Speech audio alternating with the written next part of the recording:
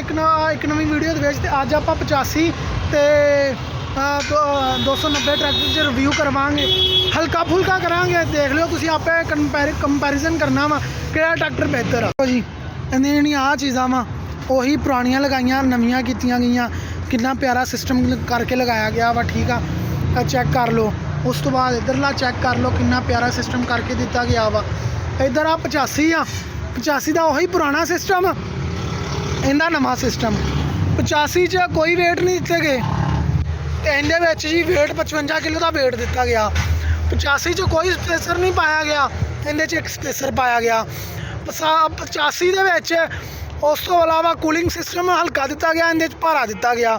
उस तो बाद आ जाओ जी अगे, इहदे च ढक्कन लगाया गया, 85 च ढक्कन नहीं लगाया गया, ठीक आ। उस तो बाद इहदी उचाई तकरीबन 2 ਉਂਗਲਾਂ ज़्यादा वा। आ देख लो कौन केड़ा ट्रैक्टर उच्चा वा, केड़ा किद्दां वा, देख लो आपे तुसी कंपैरिजन करना। कितना हैवी ड्यूटी फ्रेम लगाया गया वा, इधर वही पुराना फ्रेम, इधर हैवी ड्यूटी फ्रेम, उधर पुराना फ्रेम। इधर आ मुठा लगाई गई, इधर वो भी ला लिया गई, ठीक है। इन्ना कंपैरिजन तुहाडे लई काफ़ी होएगा।